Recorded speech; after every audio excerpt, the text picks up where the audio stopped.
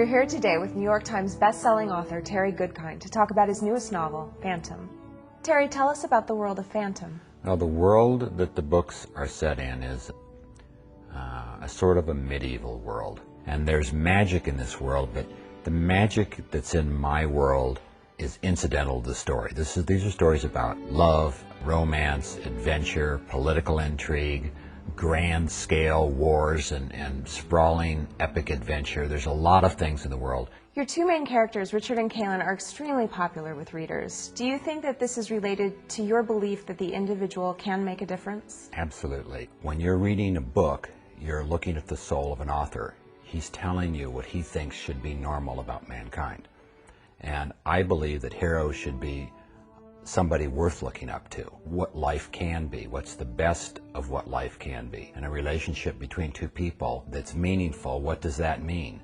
So by showing idealized forms of heroes, you're giving people a template about how to think about life.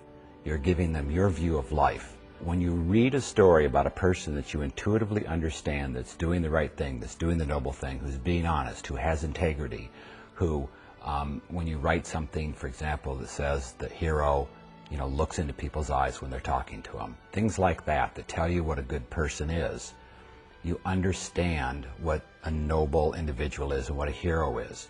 And I have a lot of people who write me letters, or a lot of fans who write me letters and say, I live in a world of drugs and violence, and I never knew what to do before. Now that I've read your books, I ask myself, what would Richard do? Are any of your characters based on real people? The main character, Richard, he in a sense is my alter ego. He acts in the way I would act because I know myself better than anybody else. You have to put some of yourself into it.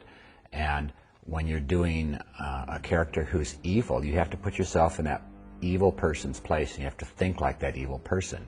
In order to do those things, you have to understand what motivates people. You have to understand what motivates yourself. But for the most part, they're characters I invent. I invent them very deliberately to create this stylized version of this world. Fandom is the second book in the Chainfire trilogy that will conclude the Sword of Truth series. Is it different than the previous novels? Throughout the entire series, there are certain dark thoughts in the back of readers' minds that they're afraid of, but they never consciously think about that deepest, darkest fear.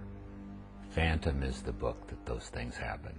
So now you have this mosaic of events that you've been following throughout the series that's finally beginning to come together. And it's to followers of the series, it's really, really a cool thing. You've said that your novels reflect your philosophy of life. What do you hope to achieve by writing them?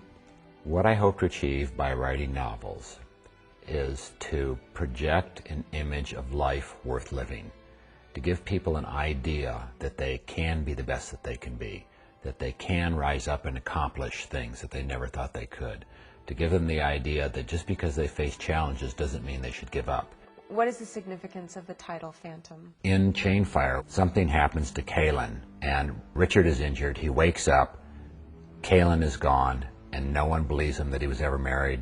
No one knows what he's talking about. They don't believe she exists. Throughout Fandom, Richard has to not only look for Kaylin, but he has to fight all of his friends who don't believe him. He's kind of a lost soul because everybody thinks that he's gone crazy, and they think that Kaylin is his phantom. Fandom, by New York Times best-selling author Terry Goodkind, is the book that hundreds of thousands of readers have been waiting for. What do you plan on writing about next? The main storyline of the series has to come to resolution.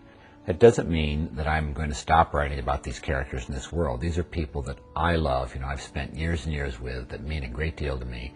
And there's more stories I'd like to tell about them and their world. So the world goes on after this.